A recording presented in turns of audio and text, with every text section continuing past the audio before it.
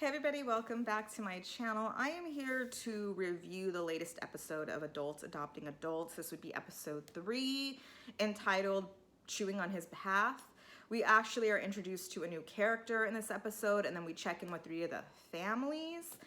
And so this shouldn't be too long of a recap because although storylines were moved a little forward, we didn't get much time with each family. So let's start off where the episode opened, which is where it left off last week. Kim telling her mom that she plans to be adopted by Vicky and Joe. Now, if you don't know, Kim was originally adopted by Valerie from Korea. So Valerie is her adoptive mom, but just to keep this less confusing, we're gonna refer to her as her mom because she's about to have like another second adoptive mother, but anyway.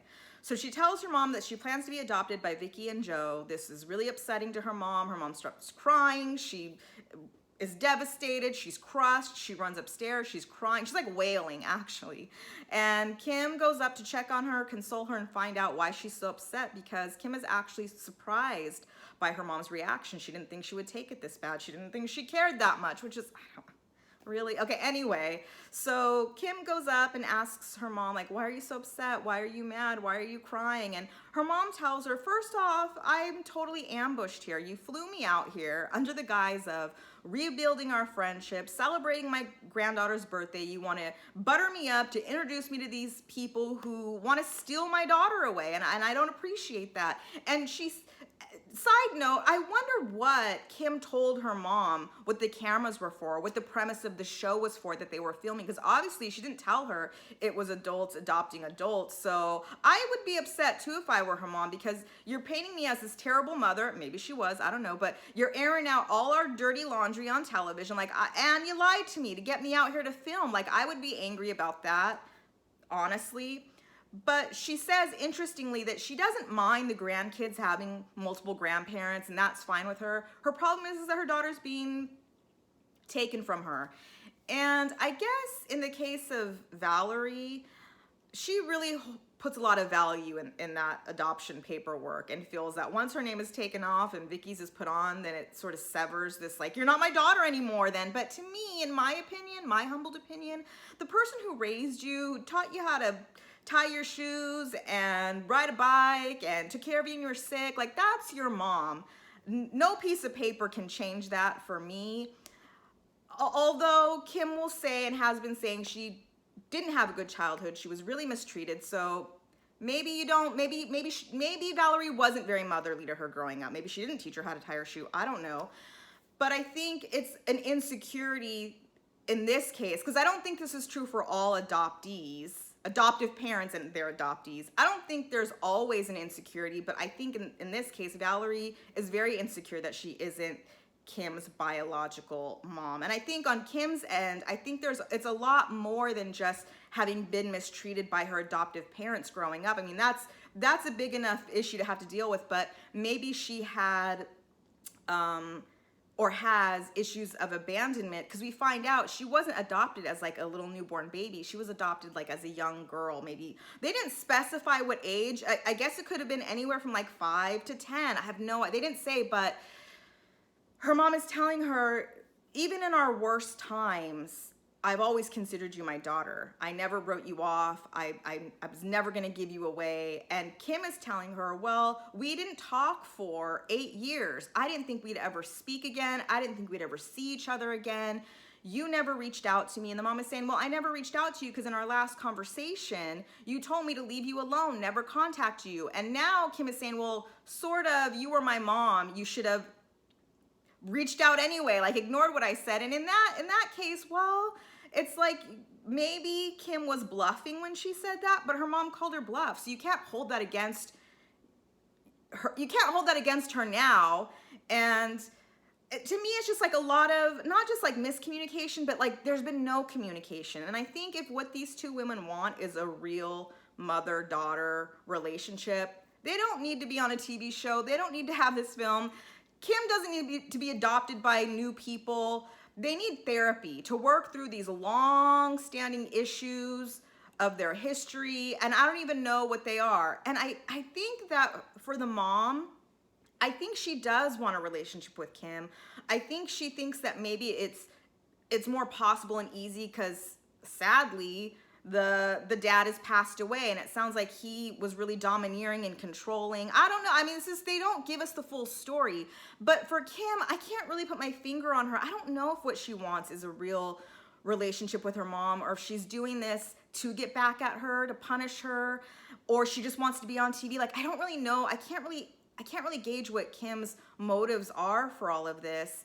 And she's telling her mom, another reason why I want this adoption is because I want grandparents for my grandkids. And her mom kind of calls bullshit on that too, and says, hey, in our last conversation, the big fight we had, and I brought up the fact you're gonna deny your kids a grandmother, and she told her mom, they don't need you as a grandmother, they have Joe's parents to be grandparents. And Kim says, well, that's what I thought would happen, but that didn't really happen that way. They didn't really step in that way. And this conversation just isn't really getting anywhere. And like I said, it just sounds like it's bad communication, no communication, assuming you know how the other one feels, what the other one thinks, and you don't really know at all. Anyway, that conversation doesn't really get anywhere. The next day, Valerie's preparing to fly home and leave, and Kim wants to have one more conversation with her to kind of explain where she's coming from, to let her know, I'm not doing this to hurt you. I'll always consider you my mom. But you have to understand, I didn't have a good childhood growing up. I was always mistreated. You were always telling me that I should just be grateful that you adopted me, and grateful that I had parents and came to America. And her mom's saying, I never said that to you. And I don't see, it's maybe because the mom says, the only thing I said was, you should be happy you didn't grow up in an orphanage. And okay, so that's kind of, it's not so different from you should be happy you were adopted. It's just, maybe the mom, I can't even explain it. I don't even know. So they're still not getting anywhere. And Kim's husband wants to come in and stick up for his wife because he sees she's been having a hard time this whole time the mom's been in town. And he tells the mom, you need to know that this has been really hard for Kim. She's been dreading this conversation. She's not doing this to hurt you. She just, she's just trying to move on with her life, and she didn't think you were going to come back. And so the mom is saying, well, I understand all that, but I'm here now, and you did some things too, Kim. You know what you did, and I forgave you, and I let it go. And then the husband asks the mom, but did you really let it go? Did you really move on? And the mom says, yes. See, and I don't even know what Kim did in the past. They don't tell us. I feel like there's so much left out of this, and maybe it's none of our business what really happened in that house when they were growing up. Like, I don't even know, but still not getting anywhere, because I think what the mom wants to hear is Kim say, okay, I'm not going to go through with it anymore. Let's just continue to work on a relationship. But Kim is now more confused because she's surprised that her mom is so upset, and now it proves to her that she really cares. And so the husband says, this conversation isn't going to go any further than this. We're not going to get to any better understanding. You got to catch a flight. So let's table this. Let's get you to the airport and get you on your way. So that's kind of that. Later on, about a week later, Vicky comes to visit Kim to find out what happened, how she's doing. She brings her flowers. It's very nice. They go outside to talk, and Kim lets Vicky know, I told my mom about the adoption. It didn't go well. She took it terribly. And she says she is having second thoughts because the little girl in her just wants to make her mom happy, wants to make her mom proud, doesn't want to hurt her mom. And so it would be easier just to put a halt on the adoption. And Vicky is just listening and like, yeah, I get that. On the other hand, Kim says, I'm an adult though, and I should be able to make my own decisions, kind of create the family that I want, and this was already in motion, and you're great, so I don't really know what to do. And Kim just is like listening, isn't really saying much, or they don't show her say much, but in her confessional, she says that she is nervous now because she can see that Kim is confused and is teetering on whether or not they should go through with the adoption, and she wishes she would just tell her mom that, hey, I've tried with you in the past, it hasn't worked, so I give up, I'm moving on. I'm like, see, I don't know what to say to this, because if Kim's original adoptive parents in growing up, if they did mistreat her, if they were emotionally abusive, if whatever it was, if that relationship truly is unhealthy and toxic, then Kim should cut it off. And that's fine if she does. It's understandable if that's what she chooses to do. But she's sort of presenting this, I want to work it out with my mom and get to a better place, then do that. Then take the time to do that.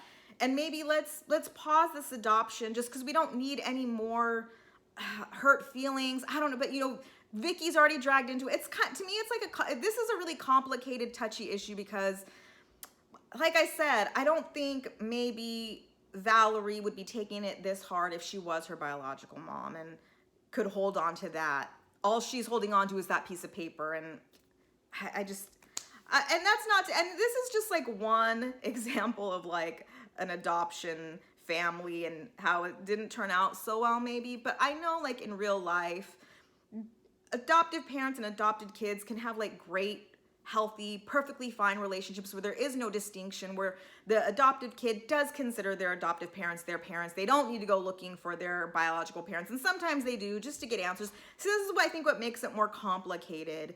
And also Kim had mentioned to Vicky that since her mom flew home that they haven't talked, that it's been a week and her mom hasn't returned her calls or picked up her messages. And so yeah, I think maybe the mom just feels like a little betrayed. I think by this the whole cameras, the show, being lied to, and I think there's a lot of mistrust now that's been created if there wasn't already some there. So that was pretty much the end of their segment. But I had a commenter leave a comment with a question I thought was really good, worth asking, is what does Vicky's kids feel about her adopting Kim? Because we know she has 3 sons who have yet to make her a grandparent. Do they feel like they're being replaced a little bit, that their mom is like jumping into this grandparent relationship with these grandkids who aren't hers? But I mean, you know, love is love. You don't have to be biologically connected to create your own family. I think there's all types of different families, but I am curious of what her kids think. I don't know that we'll ever see or hear from them. So that was pretty much it for Vicky and Kim and all of them. Let's move on. All right, let's actually talk about the new character we were introduced to. That would be Prince Frederick von Anhalt. I'm familiar with him mostly because I know that he's Zsa Zsa Gabor's like 9th or 10th husband. I'm not sure what number. And also I remember he was one of the fools that came out of the woodwork claiming to be Anna Nicole Smith's baby daddy after she had passed away and she'd left this newborn baby and all these guys were coming forward. Do you guys remember that craziness? So I never for a second thought he was a baby daddy, and I don't even know if they had a relationship, but he always struck me as the kind of person whose motto is any publicity is good publicity. And so he was married to Zsa Zsa, and he says that we would know her from maybe an actress in the movie Moulin Rouge, not the one with Nicole Kidman, the one from like 1950, but he said more so she was famous for being famous, like the Kardashians, which I think is true. I remember Zsa Zsa for slapping a Beverly Hills cop and having to do like a couple days in jail. Do you guys remember that whole debacle?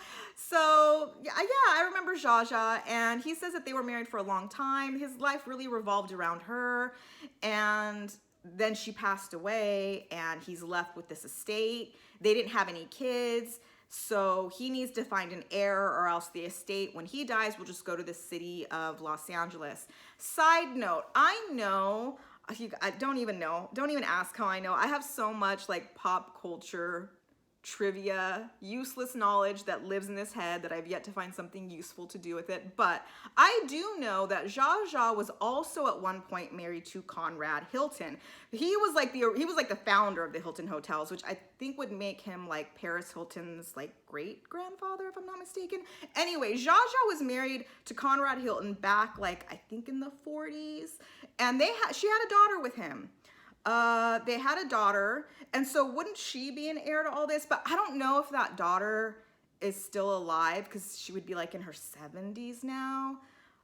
Or if she's not alive, did like she have any kids? Like, wouldn't the estate go to them? Or did Zsa Zsa write any of her, like, she only had one daughter, by the way. She only had one daughter. I have to look it up and see if she's still alive. Don't ask me how I know all this stuff, but I do. So I don't know. She did have a daughter, but the prince says that there is no heirs. So he is on the hunt to find somebody to adopt so that he can leave everything to. And interestingly enough, he has adopted 3 times before. But in that case, it sounds like these 3 adopted sons paid him for the title. And he says, and once they received the title and the adoption was official, that these three adopted sons just became very rude and just didn't care and kind of cut him off. And so then that makes me wonder, because he said he got millions for sort of selling his title, which is kind of like, that's, to me, it's just like, what is, so does he need money? Did he sell the title just to get the money? Is he just money hungry, or is there very little left to Zsa Zsa's estate? And where did Zsa Zsa even get all of her money? I mean, I know she used to live in Beverly Hills. It didn't look like he was filming in a Beverly Hills house. It looked like he was in some sort of like high rise. So maybe he sold that Beverly Hills house. That had to be worth some millions, but how much is really in that estate at this point? I wonder. I don't see. I'm thinking too much about this. Anyway, so he's looking for a little heir, a little prince to leave everything to. He has a friend named Isaac come over. Isaac's his homeboy. Isaac can be like honest with him and challenge him. They're real good friends. And Isaac's asking him, why can't you just adopt me? And the prince is like, because you're too old. So they jump online to some sort of app. They didn't show it. I don't know if it's another adult adopting adults app. And they're looking through profiles.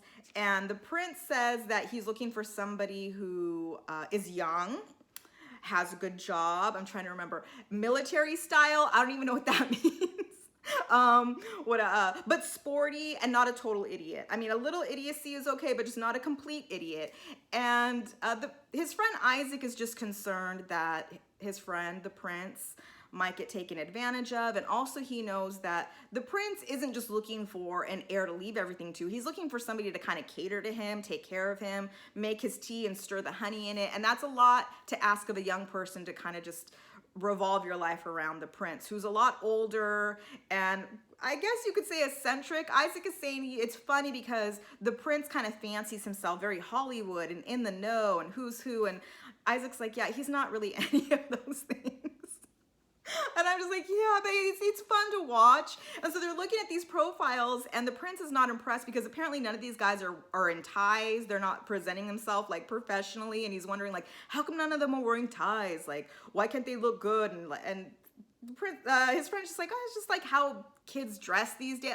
They didn't show us any of their profiles. So I'm imagining you just have these guys like in their athleisure, sportswear, casual. And so the prince is saying, like, I'd much prefer to meet somebody just naturally, organically, in real life, like meet them walking on the street, or why can't we just meet somebody like hanging out in the Gucci store?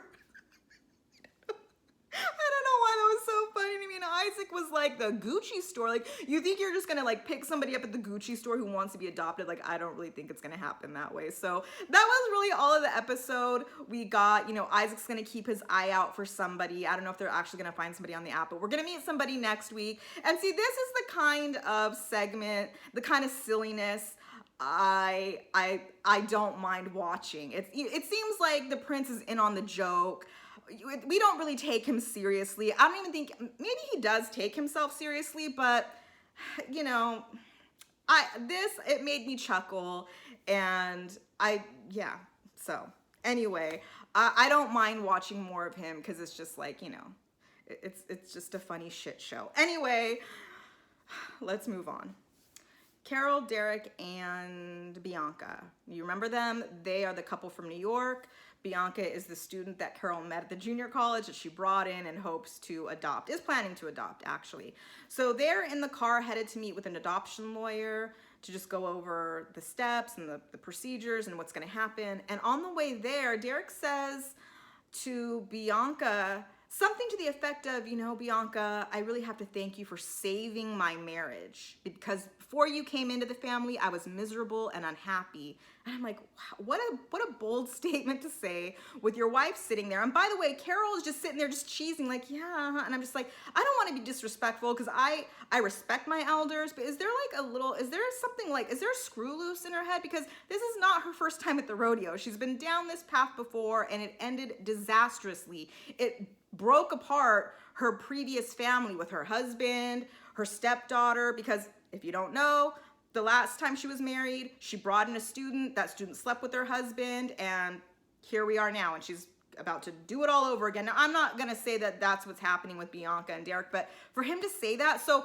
what, I mean, the pressure that might put on Bianca too, like, what if Bianca for some reason left and didn't want to do this? So are you going to go back to being miserable and unhappy in your marriage? Like, maybe you should get to the root cause of why you're so miserable and unhappy. And Bianca, if she did lighten up the mood and the atmosphere, that's just a band-aid for your marital problems anyway. I'm digging too deep and I don't think it's worth that. Anyway, they get to the adoption lawyer who lets them know, firstly, because Bianca's dad is still alive, that he will have to be and will be notified of this adoption, that he can come to the hearing, he can speak his piece, he can say he's against it, but ultimately he can't contest it, he can't stop it because Bianca's an adult and she can do what she wants to do. Bianca says that she has a relationship with her biological dad, that he wasn't a total deadbeat. He does take pride in being her father, but that he just couldn't give her all the things she needed in life, i.e. money. She says because when her grandmother died, and we know that her mother has passed as well, she aged out of the foster care system and she was out on her own to figure life out, and all that she wants now is just a home and stability, and that's fair, but also the way they edited it, you can't help but just think like, yeah, and she's also after the money because she's saying like it was so hard, he didn't have anything to give to her, and I know it's hard. It's like that sometimes in life though. Anyway, I'm not trying to judge her. And also, the lawyer shares with them that once this adoption goes through, that means that Bianca will then be the sole inheritor of anything left behind by Derek and Carol, and they are perfectly fine with that, even though it means that Carol's stepdaughter, Bubby, whose real name is Brittany, but they call her Bubby. I shouldn't call her Bubby. I feel like Bubby's like a family pet. I don't have the right. Brittany, her stepdaughter Brittany will get nothing. She will inherit nothing. She'll be left nothing. And I feel like a couple ways about this. I personally, I don't expect to be left anything by my parents. I mean, not that they have much to leave, but I'm not like waiting around for some like big inheritance payoff. Like if they leave me something great, if they don't, I won't be upset about it. My parents gave me a great life. They set me up to be a productive, independent person who can take care of myself. So I'm not expecting anything. On the other hand though, I would be upset and I would be hurt if my mom called me up today and said, oh, just to let you know, I am writing you and your siblings off. I've met this person wherever and they're gonna be my sole inheritor. I'd be like, who? Why? When? How come? Like what? And it feels like, not that like I'm entitled to it, but just I've been here. Does that make sense? I don't even, and I can't even explain why. I just like, yeah, like not because I'm entitled to it, but I know this person isn't. Like, how long have you known this person? And you trust their motives. Why? Like, you'd have to explain it to me. On top of the fact that it's not just like I met this person who's in need.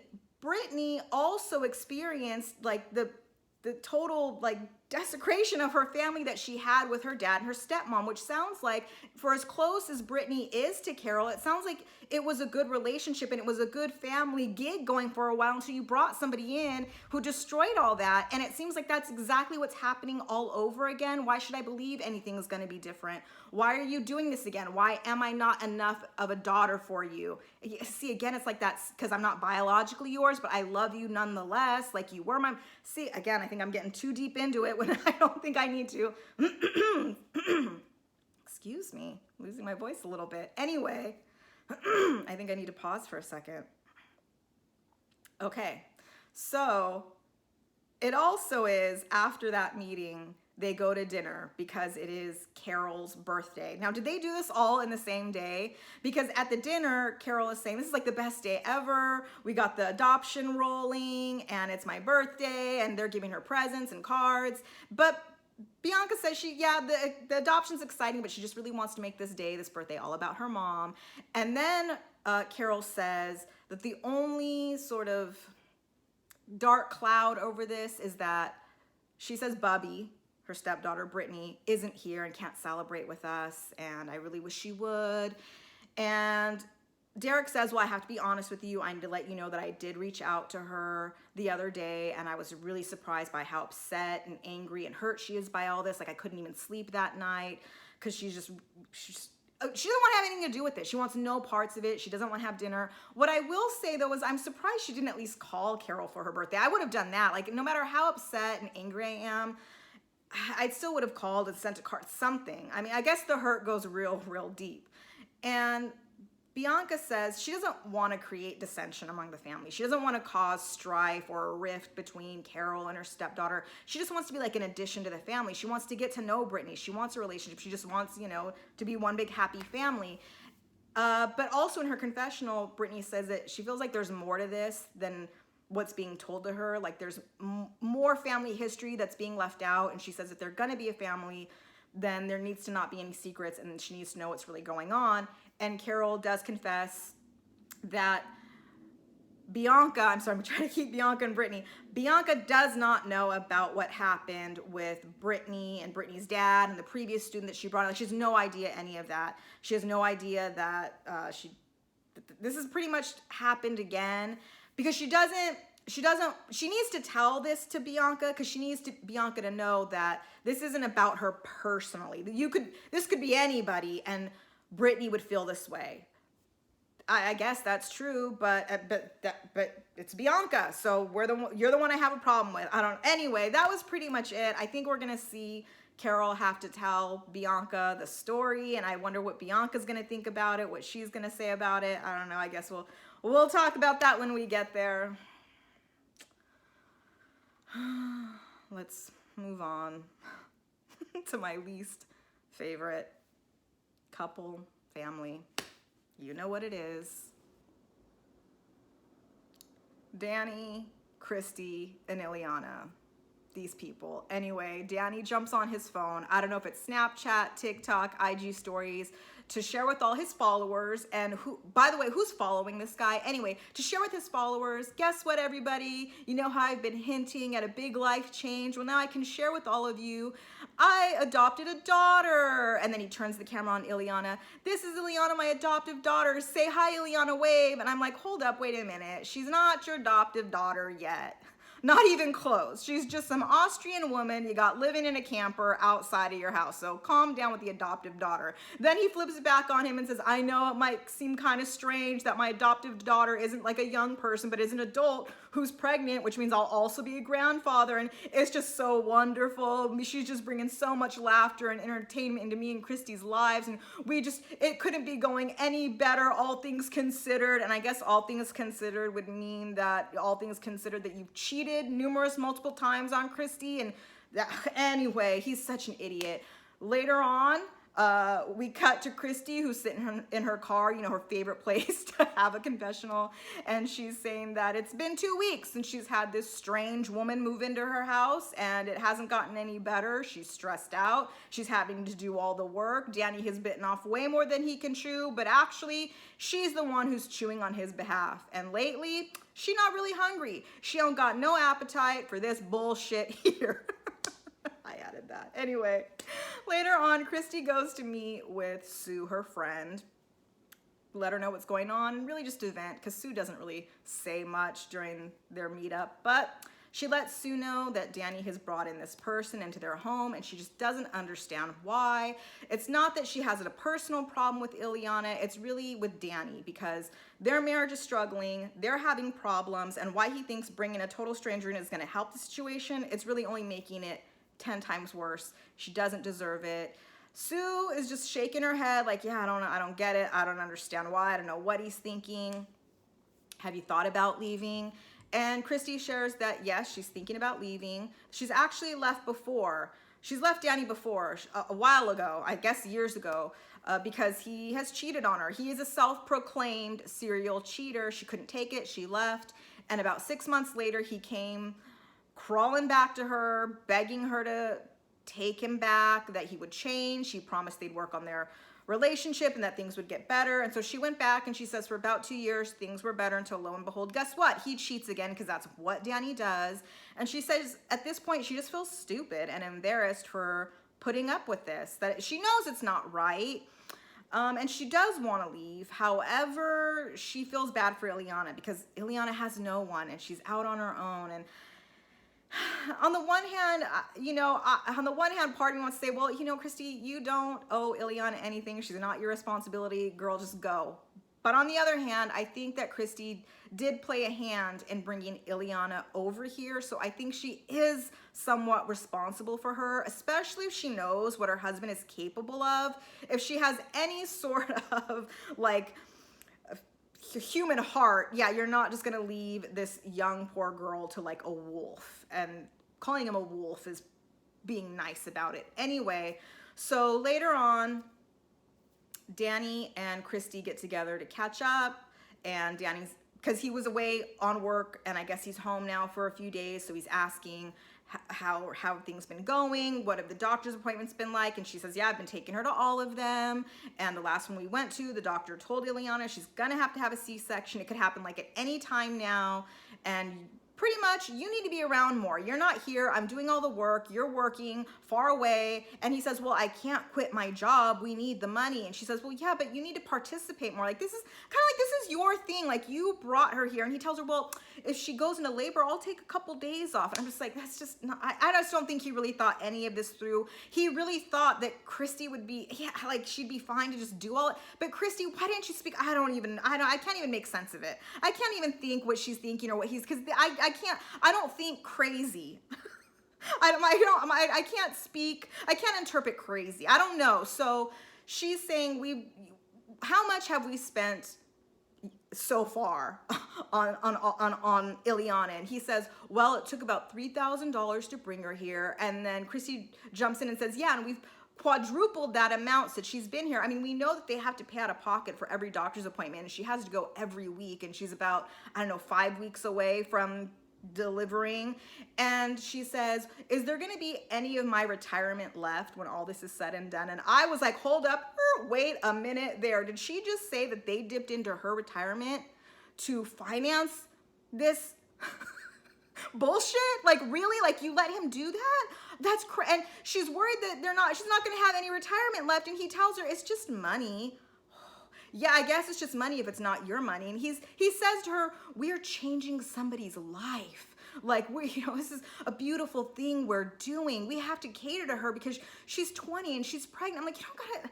And Christie's like, my catering skills are running real thin right now. Like, I can't take much more of this. Like, I'm stressed out. I'm overwhelmed. And he tells her, well, I don't really see it that way. Danny, you don't get a say in how she feels. If she's telling you, this is my feeling about it, this is what I'm going through, you don't get a say in like whether that's right or wrong. You just accept, I gotta calm this down, because this guy, the audacity, that just blows my mind.